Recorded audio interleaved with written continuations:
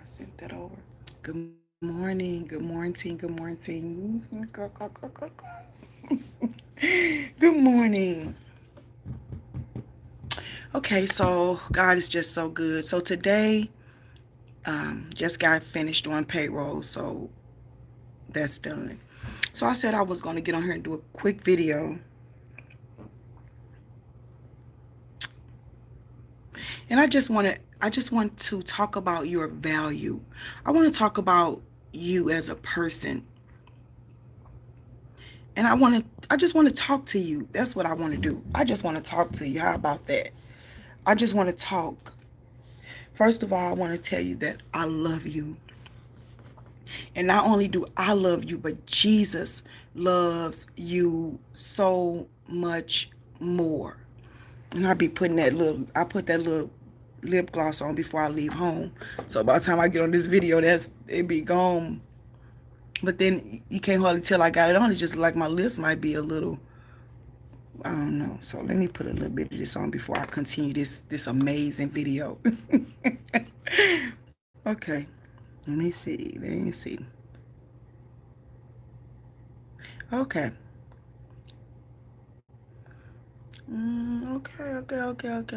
Okay.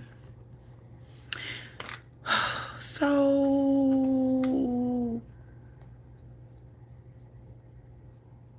it's really so many ways I can take this video, but I just want to deal with people who are emotionally lonely.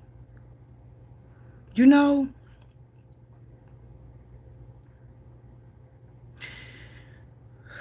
because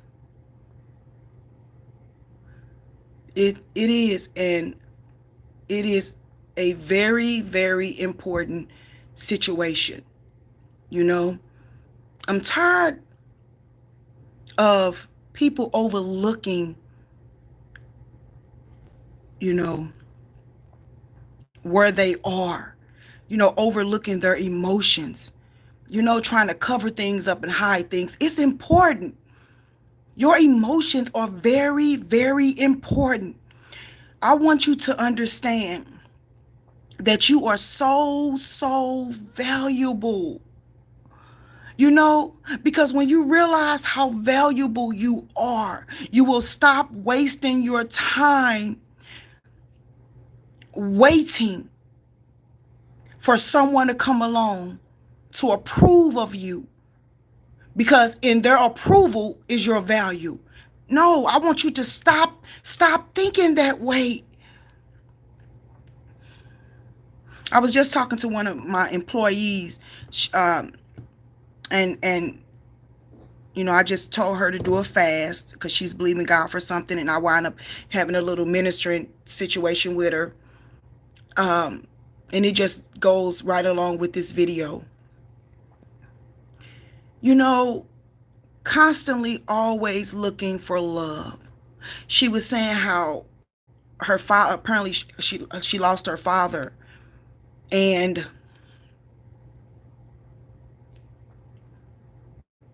she's been looking for love in these men to replace the love that her father gave her. And so I told her, I said, and you have to walk lightly when you're dealing with people that are not where you are with God. I take that into consideration. I don't just throw Jesus on people. I don't, you know what I'm saying? Just throw what I know about him on somebody else. I have to be led by the Holy Spirit how to minister to his children. So you have to come where people are. And that's what Jesus did in the Bible. And he do the same thing today. He came to them where they were. He came to them where they were. He talked to them and dealing with sheep and farming and different things like that, because that's the era that they were in. I'm not saying that people don't farm today. Of course they do, but God speaks to you where you are. God speaks to you where you are. You understand what I'm saying? So I was talking to her and I was telling her, I said, well, I was telling her about when me and Greg divorced. When we divorced, when we was divorced, how I I told God, I say, God, you my husband now. I said, you my husband. You got to take care of me. And then I said this. I said, God, I don't have the testimony that a lot of other women have. I said, Greg was good to me. I said, Greg went to work every day and brought his whole check home and took care of me and our children. I said, so I don't know how it feels not to have a good husband, a good provider, someone to take care of me and my kids. I said, I know. Now, I don't know what made me say this, but I said it because I couldn't go get I just couldn't go out there and get another husband. I couldn't go out there and just mess with men because I'm a Christian. So God, I said, you got to take care of me. And then I said, I know you're not going to let Greg outdo you. I don't know what made me bold enough to say that to God, but I did. And that statement brought me right where I am today. Because God was not and will not let anybody outdo him. See, it depends on where your faith is with the Lord. So she said she was looking for her daddy. So she's looking for her daddy through those men, but that's not true. You can't look for your daddy. You can't look for your father figure in men, in a man. If you're looking for your daddy, not a father figure, I'm sorry. If you're looking for your daddy in a man, that's twisted. You understand? You might want characteristics like your father in a man, or depending on whatever the situation is, but you're not looking for your daddy in a husband, because a daddy is one thing and a husband is another thing. So what you're really looking for is your father and a husband. Let's just be honest. You're looking for both of them. So who can be that to you? God can be your father and your husband. You understand what I'm saying? So I was telling her, I said, I remember when I was a little girl, all I asked God for, I promise you, I just wanted God to bless me so that I can bless my mama and daddy. I wanted to take care of my mama and my daddy. And I just asked God to bless me, so I could. I used to do, I'm a licensed cosmetologist, but I used to braid hair and do hair, and I couldn't wait to go get my mom and daddy, $20 or $30 out of that little money, or when I worked at the McDonald's or wherever, couldn't wait to give my mom and daddy money.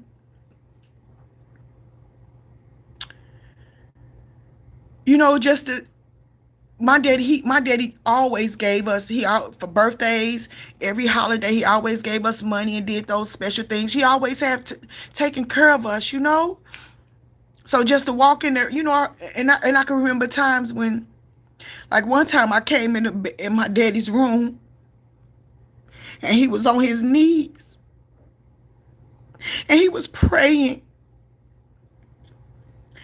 And for some reason right now, I know what he was praying for. But then I didn't know. He was praying for God to bless him financially because he apparently, he needed some money to pay his bills or whatever. And I just wish to today that I could walk up and give my daddy some money, just bless him. So I had a dream last night, and I renounce dreams. That's, any demonic dream, any dream that look like it's from God, that's not. I just tell God, I just renounce it.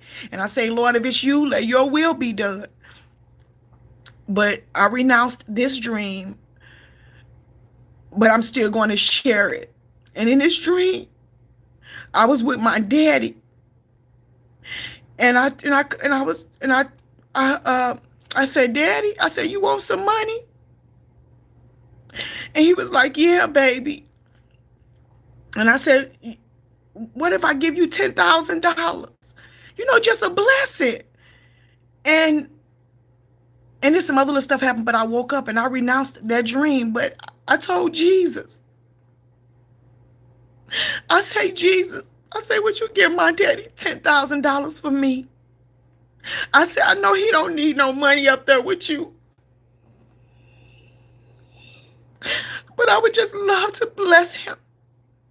So my mama's still living. So I'm going to bless my mama. I'm going to bless her with something, just give her something, which I blesses my mama, but I want to bless my mama. So first of all, I'm so grateful because God is my father. He's my daddy, and he's my husband.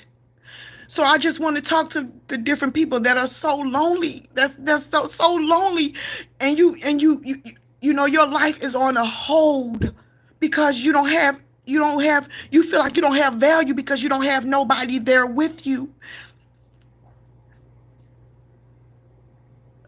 I want you to focus on God.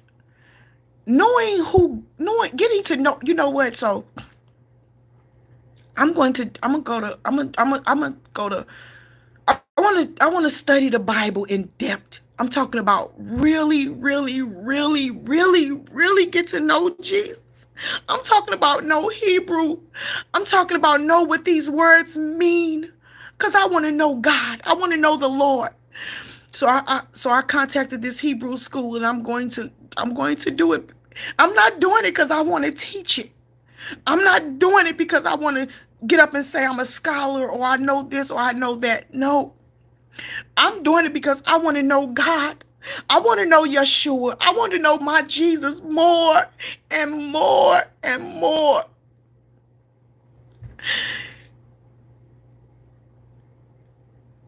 I want to know him. And I know the Bible say, know him in the power of his resurrection. I want to know everything about him. I want to know him before he came to earth. I want to know him while he walked the streets of Galilee, while he walked throughout the whole Bible from Genesis to Revelation. I want to know him now, like now. Like I want to know you. You know how you want to know true love, like you want somebody that's crazy over you. You know how you want somebody that value you, somebody that's your best friend. Y'all can talk about anything. I was just thinking, how, and I'm going to say this, please, I don't want nobody to get offended. Just go along with me, please. You know how Jada and Will Smith, it was disgusting for her to bring her husband on live talk show and embarrass that man that way. But here's the flip side of it. He loved her so much, he'll do anything for her. Anything. I was thinking about Greg. How Greg, anything I ask Greg to do, he'll do it, anything. But Greg ain't gonna do that.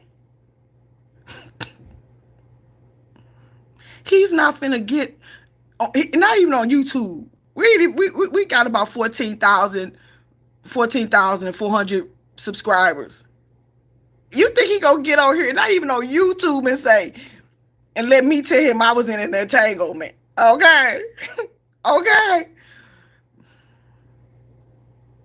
Girl, if that happened, the love of my life, Jesus would have to zap me out of that room with that man. Okay. Because all the walls will be gone. Okay. Ain't nowhere in the world. I don't care what, Greg has done. I've asked him to do some things. But I don't ask him to do no crazy thing. If he even thought that I had an entanglement, I'm going to disappear. Literally, I'm going to disappear. He ain't going to make me. Even though me and Greg, we are family. That's it. Literally. And that's it. So I'm not talking to you from on the other side of this conversation. I'm talking to you inside of this conversation. I know how I feel to be married and lonely, literally. You know, no text, how you doing, what you doing. We don't converse now, but hi Joy, hi Greg. You know, you hungry? Food on the stove. That's it. That's it. That's it. That's it. So that's why it's so important for God to be my everything and help me. And let me say this.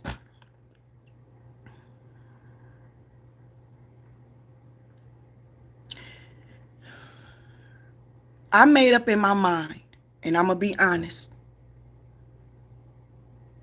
I made up in my mind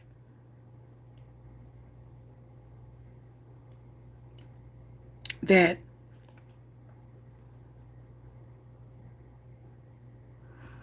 I am going to die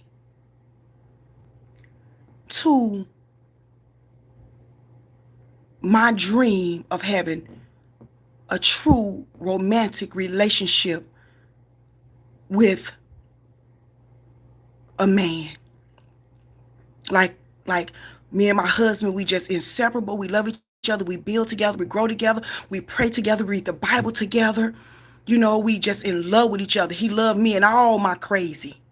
He loved me in spite of myself. It's like I want, this is my dream. I want my husband to be pitiful over me. You know what I mean by pitiful? Just love you, just that undying love. And you love him, you love him, but he love you more.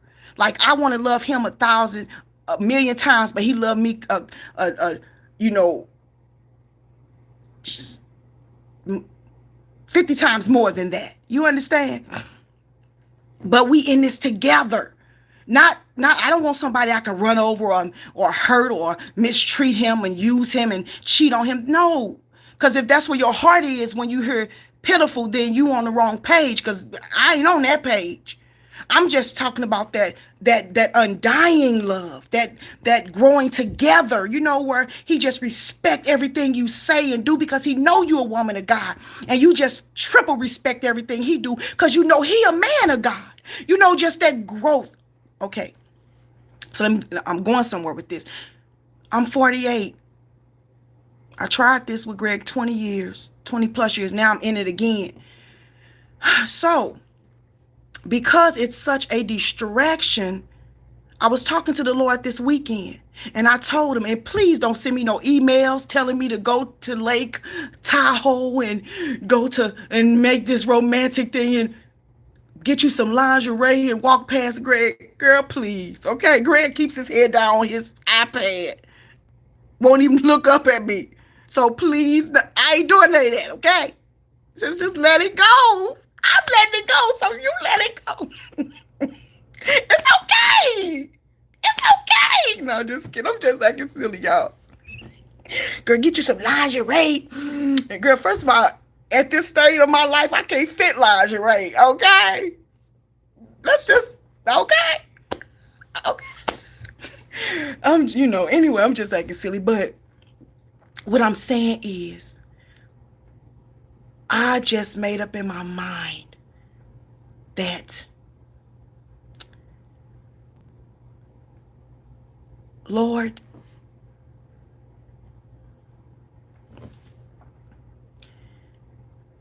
if you don't ever give me that kind of love in a man besides yourself, Lord, I'm fine with that. Then I told God, I said, God, all the desires that I have for that kind of relationship with a man, please give me that desire for you and you only.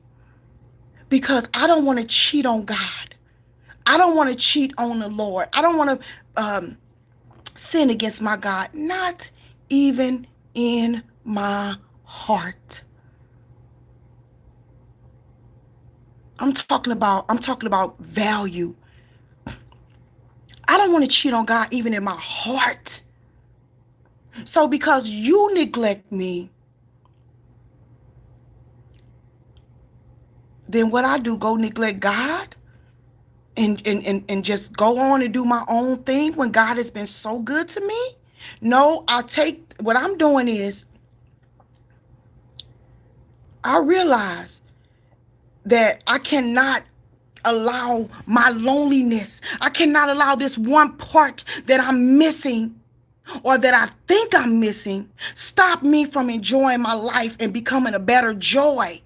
And stop focusing on that small piece of the puzzle that I can't obtain. Instead of focusing on that one little piece, I can take that piece because I got the piece. It's just that it's not where it's supposed to be. So if I can just take the whole puzzle and give it to God and tell God, Lord, you are God. You take this heart of mine and all that loneliness that's in there. I want you to do whatever you want to do with it. I turn my heart over to you wholly, 100%, regardless whatever it leave me with. See, I gotta be willing to die to what I think is love, or that value that I think I deserve, or that I desire. Not even think I deserve. It ain't even about think I deserve, that I desire. Because if you don't deal with where you are going to eventually settle. That's why I'm telling you, know your value. Know your value. Don't put your value in a person. Don't put your value in things. Put your value in God. Let me tell you something. That's why you go buy these. About this.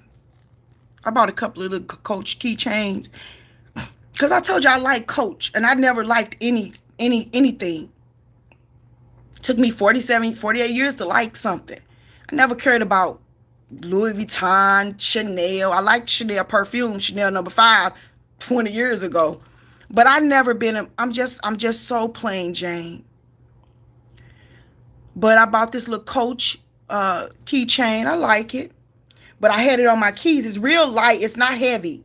But it was too much on my keys. Like it added too much extra. So I don't even want it on there. You know? So what happened is, if I don't get this to my daughter and my other daughter, that's just going to sit here. And it's going to be valueless because it's just sitting there. You know, it's like, okay, not valueless, but neglected. No matter how much I pay for this little keychain. You understand what I'm saying? So these things don't satisfy us. That's why people are always moving on to the next thing and the next thing and the next thing, because they're never satisfied. You understand? Okay, you want to get married so bad. Oh, I want to get married. As soon as you get married, now you don't want to be married to that person no more, because you're getting married out of your lust. You're getting married out of your situation, your circumstance. You're getting that job out of your lust. That's why the Bible says, he says, whatever you ask God, you don't have it because you asked amiss. That's James. James chapter 1, I believe. Or either James chapter 4, one of them. But when you ask God for things, you don't get it because you ask with the wrong motive. Your motive is not pure. You just want it because you see it, or because you see somebody else with it. You know, if you want to be a wife, then you listen here. Listen to me. If you want to be a wife, you got to realize once you become a mother, well, wife is supposed to be wife first, then mother. But you know how we do things backwards. We go and give the milk. We go and give the milk away and then wonder why my life is upside down. No, you get the ring before you give the milk away. You don't because guess what? You keep on giving that milk away and you ain't gonna never get no ring. He gonna go marry Sarah, or she gonna go marry Billy. So stop giving your valuables, your greatest assets away for nothing. Nothing. You giving everything you got away for nothing. First of all, let me tell you something. The most valuable thing you have in this world is your body. Once your body is, listen here, listen here. Once that body deteriorates, you got nothing. Not in this world. The only thing that keeps us in this physical world is our body. Not our spirit, not our soul. It's your body. The body cannot be here naturally. I mean, the soul and spirit can't be here naturally without that body. It's the body that keeps you in this earth. So you go and give your most valuable, precious jewel to somebody that don't only think you valuable enough to marry you, to spend the rest of their life with you. You understand what I'm saying? So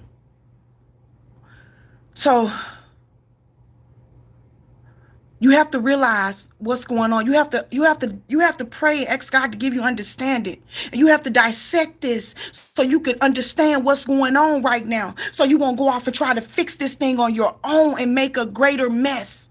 You understand?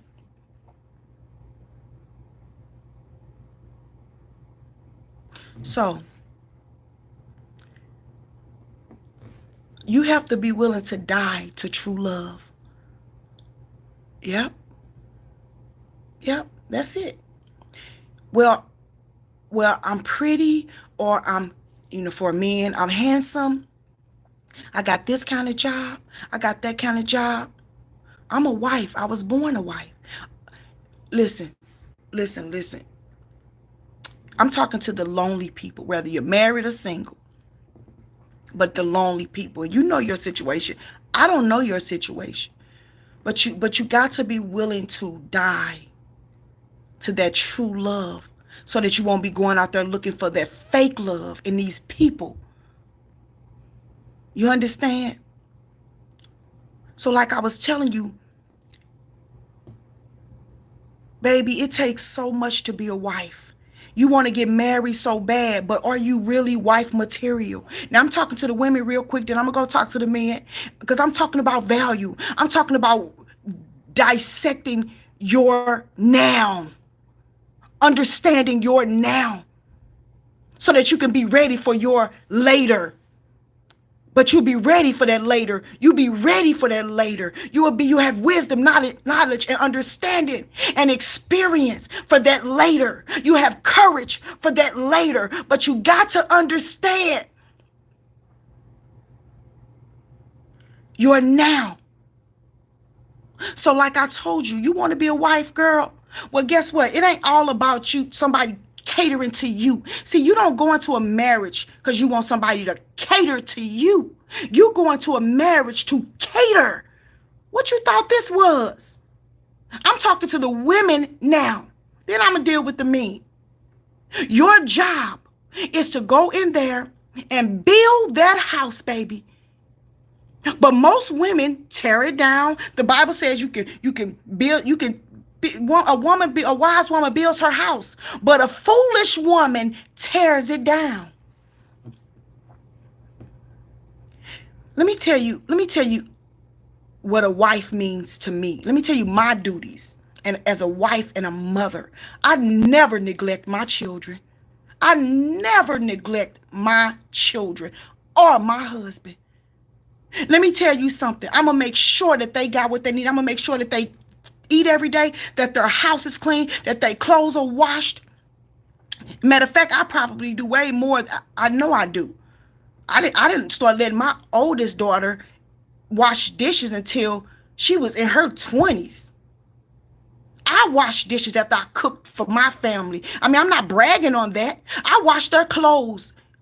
I just started letting, Greg and Joseph will put their clothes in the wash machine. I put detergent in it and I'll start it. And then I'll let them get it out the dryer and they fold their own clothes and put them away. I just start letting my boys do that. Joseph's 17, it'll be 18 next month. Greg is 15.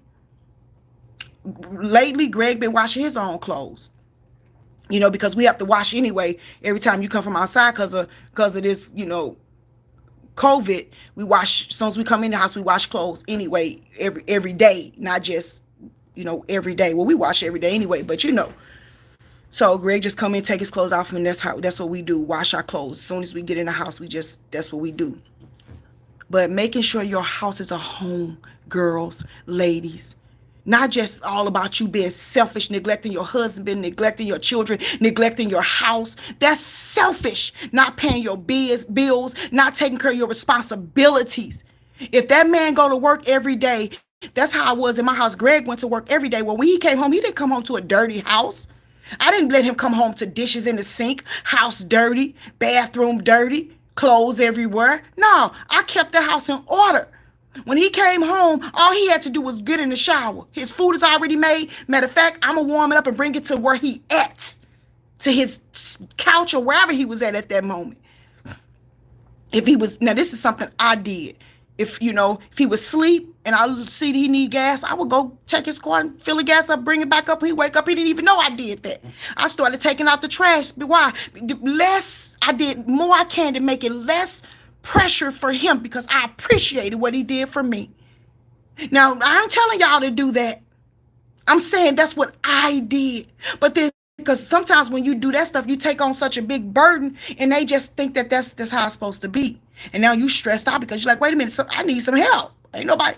So just be led by God with what you do and how to do it. I just did those things because I appreciate it. I'm talking about like the extra things, maybe taking out the trash. I ain't mind taking out no trash, but I'm saying some of the things that Greg did, I did it to help so that he wouldn't have to, because I appreciated what he did. Well, I'm a different Joy because I've grown so much. I've grown so much in the 3 years that me and Greg, we divorced in November of 2014. So from November 2014, 15, 16, 17, 18. So we was divorced almost 4 years. But when I tell you I changed and I grew so, it's like my value expanded. It's like my eyes were open to who I am. So when Greg came back, I'm not the same Joy. So the same thing, like settling and being neglected and all those things, not that he do it intentionally, but I'm not that same Joy. So therefore,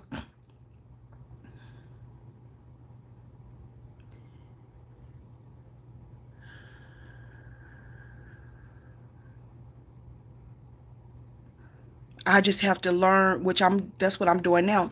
I'm learning to value myself. Because when I was divorced, when I was married, I yearned for love. And I'm going to be honest, I was so lonely, it was pathetic. My heart was so crushed and lonely, it was pathetic. I used to say, I'm going to write a book called Married but Lonely Married. So when I got out that marriage, everything in me came to life. It's like, oh my goodness. It's like everything shifted so fast. Like I can't explain it. Then I got back in that marriage.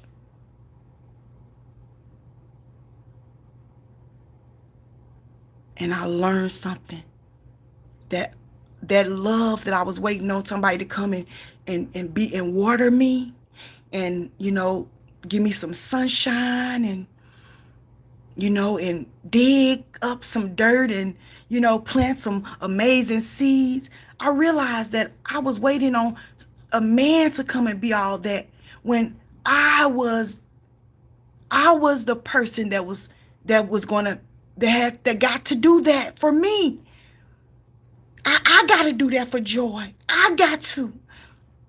So, for you men that are married, you feel so much more comfortable talking to a strange woman than your own wife. And that just came to me. So I'm not saying somebody did that to me or I'm doing that to somebody. That's not, I'm saying, talk to her. Do your part. The Bible tells men, love your wives like Christ loved the church. And he tells the women to respect your husbands. So love her. You're supposed to love her. You're supposed to make love to her and vice versa. Women, don't deprive your husband of your body. That's his. Men, don't deprive your wife of that. Some people do it because they health don't permit it. But you can make a woman feel good without sex, or you can make your husband feel good without sex. If you can't have sex with him, you can talk to him. You can text them. You can show them how much you love them. You can cater to them. See, a woman is supposed to do her part, and a man is supposed to do his part. And when we both do those things, that's when the explosion take place. That's what synchronizing is all about. That's what harmony is truly manifested. That's what unity, that's what collaboration is all about. You know, when two people come together and create music, and that song become a #1 on the billboards for a lifetime. Wait a minute, y'all.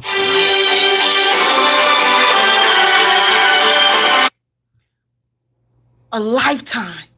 That song will be on the billboards for a lifetime. And that's the thing. But here's the thing. What do you do if you don't get that? If the other person don't give you what's due to you? Then what you got to do is learn to shift your focus, of course, like I told y'all before, on God, and take care of yourself by building yourself up, making yourself into a better person, educating yourself, getting yourself together mentally, spiritually, emotionally. You know, then you'll start dealing with yourself on the natural levels. You know, take care of what's in your hand to take care of. You know, what you can't make nobody else do their job. You just be the best daggone you that you can be. You understand? And let me say this. Now I'm gonna let y'all go. I told you I just wanted to talk. Listen to me. You gotta encourage yourself. You gotta encourage yourself. I want you to understand something. Don't feel bad if you don't have it in you to give.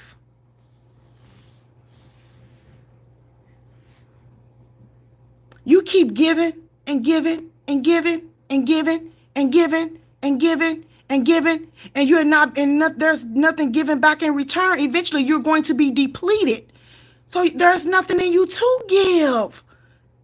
That's what I'm saying. I want you to reevaluate yourself and reevaluate yourself. Those are two different things. You got to reevaluate. That means understand. That means dissect. Understand what's going on. Do some research. So when you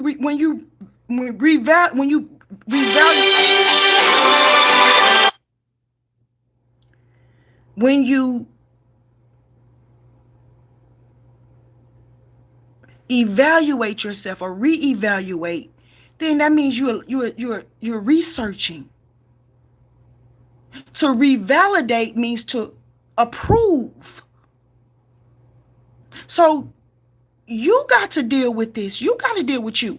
Don't you go into no pity party because your husband don't love you, or your wife don't love you, or you have nobody else to love you. You better love your own self. You understand? Whatever it takes. Not no foolishness, not no worldliness. You don't go out there and get a boyfriend to pay this person back for the way they did you, or a girlfriend to pay. We don't do that as Christians. That's why I said joy. I know what I got to do. Me and God, we talked this weekend. And I know what I have to do so that I won't fall prey to the wooing of Satan. You understand? Because Satan's woos, I didn't say his woes. I say his woos. Excuse me. They are different on every level, different levels. See, Satan ain't gonna send you no kindergarten if you in the 12th grade. He will try to send you, a fifth grader so you could be entangled. See, listen, I'm telling you, if you're in the 12th grade, Satan got some. He got some college student waiting on you. He got a senior year college situation waiting on you. You understand? And you can just take that into every level. You know what I mean? So you got to prepare yourself. But first you got to reevaluate yourself, and then you got to revalidate yourself. You got to get it together. Only reason why I'm sharing this with y'all, because y'all my YouTube family. You don't have to go sharing this with nobody, telling nobody I'm finna evaluate and reevaluate. I'm not finna go tell Greg I'm finna evaluate and reevaluate. Okay.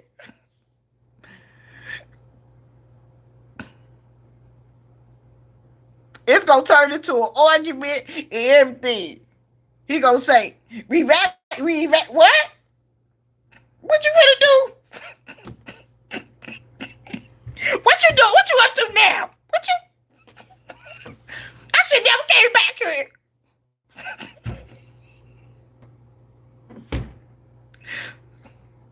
God, and then you gonna look at God and blame God. And God, why you bring me back here? I'm just kidding, y'all. I'm just saying. Don't tell nobody what you doing. Just make your moves quietly, okay? Okay? Because people would misinterpret your seasons of change. People will misinterpret that. They'll misinterpret it. They will. And so we don't have time to try to explain what you're doing, because you don't even know. You don't know where this gonna lead you to. You just know it's time for change. You understand? So I ain't just shh. Okay. Just talk to the Lord. Okay. And I'm gonna end this video on this. Stop being sorry for moving on. When I was divorced, every time I thought God was gonna bless me with a husband, I used to always say, "Oh, I'm so sorry, Greg." When nobody in the car but me and Jesus. Everything I did, I was sorry to Greg. He didn't even know it. It's like, "Oh, I'm sorry, Greg. Sorry for moving on. Sorry for one joy. Sorry for, that I can't go to the grocery store for him no more. Sorry that I can't wash his clothes no more. Just sorry. I was just sorry." Stop being sorry when you gotta cut people out of your life that you know that ain't right for you. Stop being sorry for letting this job go when you know God got promotion for you. Just stop being sorry all the time. You understand? You ain't sorry. You are blessed. So all I'm saying is, okay,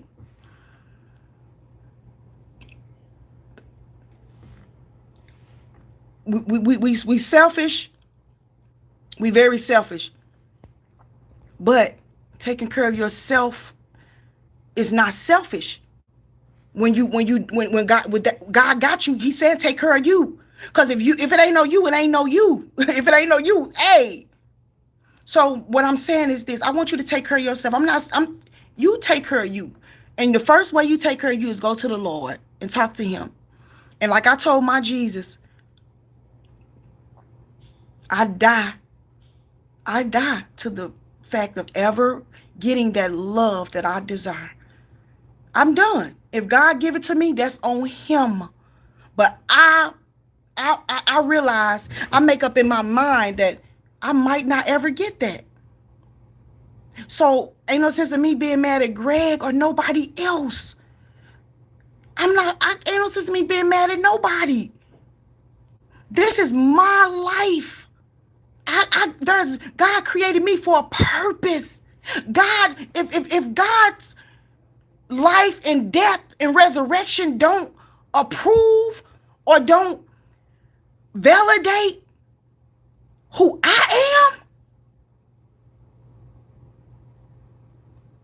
am, what God did is enough for me to know how valuable I am. I don't need nobody to tell me you look beautiful today. Your hair is pretty. You smell good. It's for me to feel special, or text me. Because a lot of us, because people ain't texting us, we mad, we angry. Look, if a person value you, you gonna hear from them.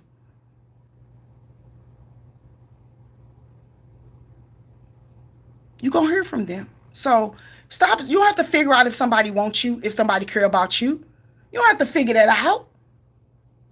You don't have to figure it out.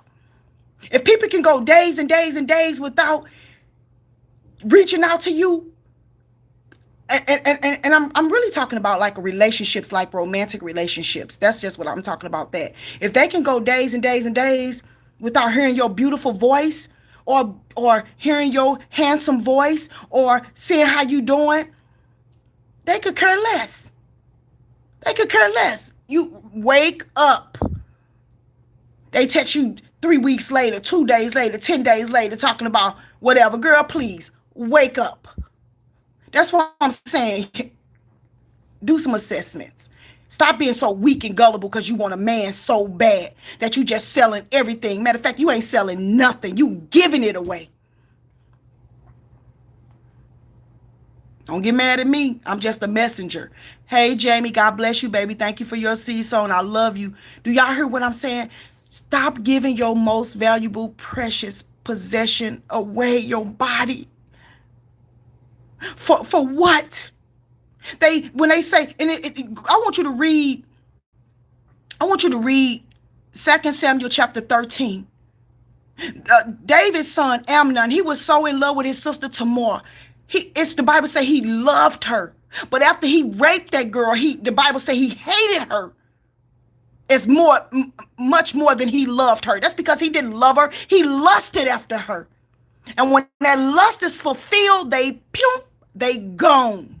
So stop giving your body away to the people that just want your body. If they don't put a ring on your finger, baby, or if God, first of all, God, is this the one? If this ain't the one, you keep it moving. I don't care how fine he is, how beautiful she is. You better wait. So that's it. I'm done. I don't know. I just shared some things, and I'm just talking to you. It's gonna be okay. It's gonna be okay. Close your ears to that foolishness. Close your eyes to that foolishness. Close your mouth to speaking foolishness, and close your legs to that foolishness.